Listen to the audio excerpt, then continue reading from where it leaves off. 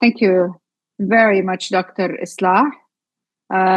Greetings to you and to the organizers of this very important conference of Muwatan. And this conference carries its distinctive dimensions in this under these circumstances, very special situation that the Palestinian case is undergoing. However, maybe we can say and come up at the end of our presentations and discussions that whoever will undergo in this new situation is humanity by itself, the whole humans in facing the and these beasts, giant beasts that need to be combated in this bloody in these bloody times. Before starting my presentation and going directly into my topic, I would like to remind that the position from Gaza, from the Gaza Strip, and the genocide that is that Gaza is being subject to, is the distribution pipe of ethics in our universe. In one of the days, the position of Vietnam was the water pipeline distribution that was ethical in our lens, and the position of the Cuban Revolution was also the water pipeline distribution from apartheid and the battle against the apartheid in South Africa. And I can say here that in the 60s, also the position of the Algerian Revolution. I can say that the vision of Zionism in the US was always in the ugly side of history in all cases that humans have been through. And if I'd like to go farther in history and say that there has been always a pivotal case, that was the first case on the arena, on the humans arena. And then I would go back to what Marx has written in the 30s of last century, and when he said that the position from the Intifada, a Polish Intifada, is now the measure of revolutionary for any revolution in the world. And I think that's a very important expression. What we can say today is that we can pinpoint that the battle of the Palestinian people, despite all bloodshed and the genocide that Palestinian people are subject to, and this hegemony that Israel is committing, is now the most present in the international arena and in the universal arena. And before we start to talk about what's happening now in Israel, we can say that Israel, that wanted to put the Palestinian case on the shelf permanently, even before a year, and specifically in past September of 2023, when Netanyahu talked in the UN, he was boasting and asking, "Where is the Palestinian case? Where is the Palestinian people? Where are they now? Who is now tackling this old issue?" But after 1 year, on the bloodshedding and the sea of blood that Israel has created in Gaza, in the refugee camps, and in southern Lebanon, the southern Dahia, and in the aggression on Iran yesterday, Israel has imposed the Palestinian case has imposed in itself as the first case on the international arena, which is a big accomplishment and a victory that we can claim in our and depend on in our encounter with the beasts and our conflict and the conflicting situation of those powers. I'm fully aware that this is not the entry that I wanted to start my presentation with, but we are aware that Israel is living a clear in this fascist transferred system. Israel that had presented itself an ideological issue and not a real description of itself, is keen to look as if it's the only solely democratic state in this backward region, and that it's the only liberal entity. And we say here that we are now talking of a fascist transfer or interim period, and it's not that did not stem from the genocide war that we're talking about that has started since October 7th, but the war is its consequence, and it had caused this war and the October 7th and many changes that had taken place in the Israeli and in the Palestinian arena. I don't want to say that the fascist interim, or that it is the confirmed result for the crisis that Israel has been through before this clear transfer since the elections of 2022. The transitional along with his fascist powers that Israel are call as fascist and terrorists like Ben Gvir and Dilal. Now, in Israel's government sits the powers that Israel security institution has considered, even the civil one, has considered and regarded terrorist powers and they were judged on this. That's why I'm talking about a fascist transition. The fascist forces are now sitting in power, and this is the fascist power did not erupt after they made it to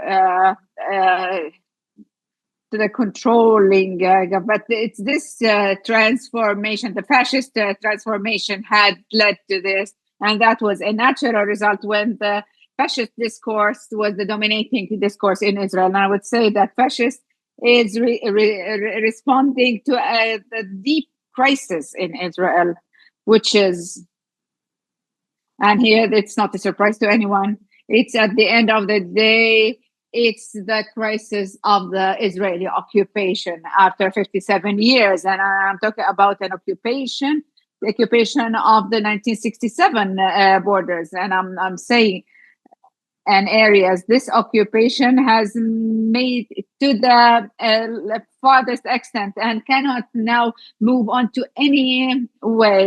It could have progressed in two ways, but none of them. And each of them has its consequences.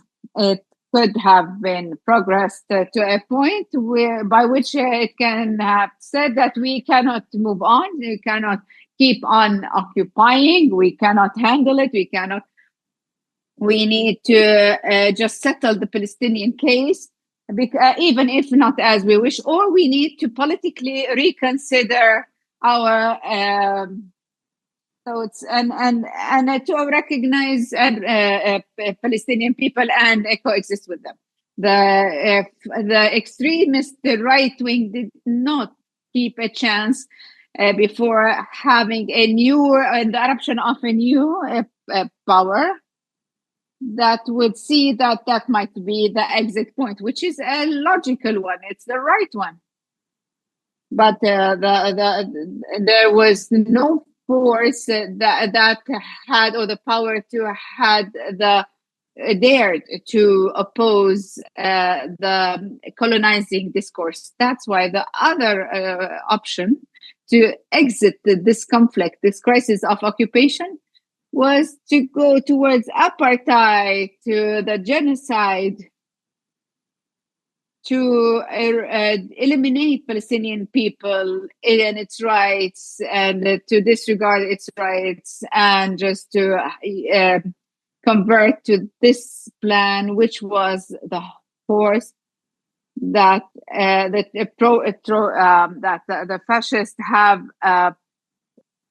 used in the absence of political Israeli forces that claimed to be the opposition but could not give and come up with a solution or an alternative political one that can take into consideration the Palestinian people's rights and take into consideration the recognition of the national rights. And it's an exit to point to the crisis, to Israel to finish this occupation. This will only happen when Palestinians get rid of this occupation. So in the absence of such a power, then practically the dominating discourse in Israel was these plans, assertive plans. And I would say the main logic that after 57 years of occupation, this occupation cannot really go, and we have five elections happened in Israel in 2 years. This is an expression of a deep crisis. It's not about the arrangements of elections. It's about coming up with alternative projects that is alternative to what's existing in now the system existing in Palestine. So it was supposed that it should have been the answer. It's to get Palestinian people, free them out of this, from this occupation. However, the plans of resolve and the fascists that are in power came up with an alternative project, is to make the occupation get rid of Palestinians, which is what we're witnessing in the Israeli discourse, political discourse, and what we're witnessing now in this comprehensive disregard to the existence of Palestinian people, not only their existence just to have their rights in self-determination, even not to be a victim of aggression in Gaza or the genocide in Gaza. And if we look at the dominating discourse in Israel and maybe in the US and in these giant beasts around the world, we see that lately. And during this war last year, you barely heard anybody mentioning Palestinian people. Nobody was giving Palestinian people, looking at them as victims, even to identify them as people, as if this war wasn't against Palestinian people. It's again Hamas. It's a war against. These are the namings that they've given: war against terrorism, the Iran agents, the Iran arms. But no, you would never hear that this war was targeting Palestinian people, even when they talk and when they recognize and admit that these massacres happening in Gaza. But they don't mention Palestinian people; they're not included. So this is an attempt to erase Palestinian people from the memory of people. But there's the Palestinian resistance, Palestinian. And it's a catastrophe and misery that Palestinian people are carrying along, and which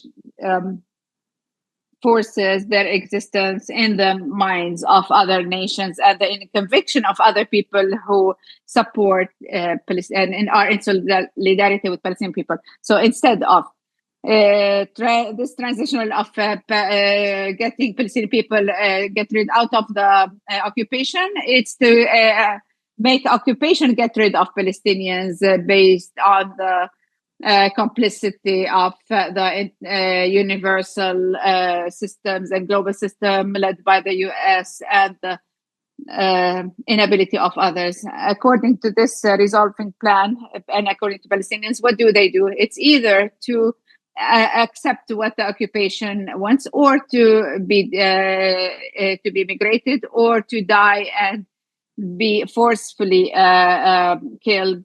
And this is not happening only in Gaza. What's happening that they are targeting refugee camps. It's not only that they're targeting Palestinians and targeting UNRWA. Yeah, and yesterday the law that was issued and passed in the Knesset, it's targeting Palestinian refugees in Tulkarem, refugee camps in Nablus and Jenin, in other areas. We say that Israel, in light of this fascist transition and this genocide, Zionism has entered under its conflict in a higher position of becoming terrorist, coercive powers, and it's still expanding its occupational role in this imperialist system in time of these giant beasts that are. And I would like to say it's true that the resolve plan, that the decisive plan, is a plan to unfold the whole situation. However, in opposition to the decisive plan, Israel wants to decide and get rid of this. It's conflict the internal conflict. It's to that the Jewish state would overcome the liberal state that it alleges it has, and it cares for this, it boasts about this, and that it would even overcome the Jewish state, and of course, according to the decisive plan, the Palestinians have either to submit to the occupation or be displaced today. So it's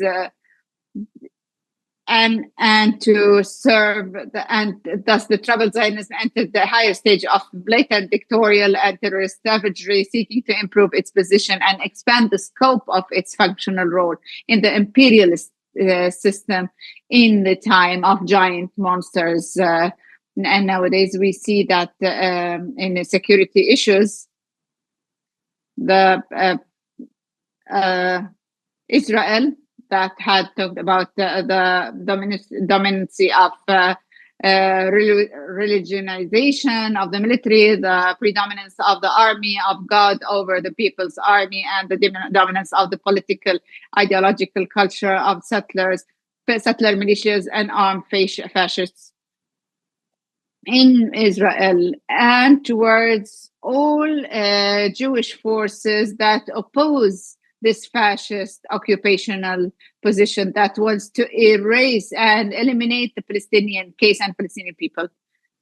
Israel nowadays handles under this with a democracy which it claimed historically that it's the base and the fundamental structure of its structure, as if it has become the burden and it has become the opposition. We know that the Israeli democratic is very limited. However, even these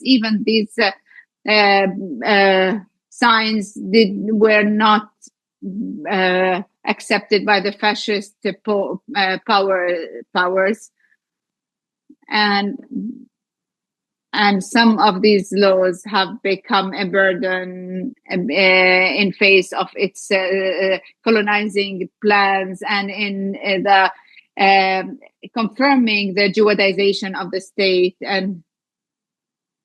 and which has, so in its brutal phase, Israel deals with a democracy that it has historically claimed as an essential and structural component of its being, considering that this democracy has become an obstacle to its settlement project and displacement plans, and to establishing its Jewishness. Where is it mentioned in the Torah that about democracy? So we're in this phase where Israel is trying to regain myths and Torah stories like Joshua and Ben Nun and getting rid of Palestinian people, and I believe that. And we are there. Democracy was never mentioned in the Torah, so it is a genocide. It's a genocide to any voice that wants to even mention the fascist or discuss the fascist ideology when they say this is a bloody war and a genocide against Palestinian people. And all this, Netanyahu goes to the U.S. Congress to restore the historical equation, its irregularity, and to demand a place for Israel in the club of giant monsters, and to say that we are in the service. We were born here. We were born in the world of giant monsters. We belong there. That's where we stem from, and from that cave we were sent to the Middle East. We are part of you. And Netanyahu says, we are in the service of these giant, of the world of giant monsters. So give us the strength because we are fighting your war, not our war alone. Exactly with the same logic that Max Nordau addressed the British Parliament in 1919 and said, we are ready. We know what you want from us. We are ready to protect your interest, and we are waiting for you to provide us with the ability to do so. We are there to protect your interest in the India path, and we need you to provide us with all means to protect your interest. This is the message that Netanyahu took with him to the US. Also, Israel, the nuclear Israel that threatens in each and every way, that is in war with every country on Iran after 2,000 kilometers away, and goes to the US and say, please just give us the means, as Churchill said, in order to gain victory for you, to meet your interests. So this is the position of Zionism. This is how it was born. That's how it is today, and it cannot be outside this cave, because when it is outside the cave, then hyenas will eat it, and people who want liberation will eat it, and they want to get rid of its hegemony. That's why it wasn't by chance that these imperialism leaders had supported the genocide war on Palestinians, on its civilians, and on Palestinian people. The system is that this is imperialism, and this is the basis. And it announces clearly that it will not tolerate the past. Not today, will not tolerate the rebellion of the people against the imperialist system and the attempt to escape from its strangling grip and its Zionist and reactionary tools, especially that it's the same global and international imperialism like the US, and has demonstrated that it could not take it, and maybe to threaten its position of the unilateral polarization. So some of these stems blocks have trying to come up with this multi-polarization, and when the US sends its air to Gaza and big bombs to Gaza, meaning it's playing this role completely. It is defending itself, and it knows that Israel, this agent, Israel that supports its interests, the interest of the US.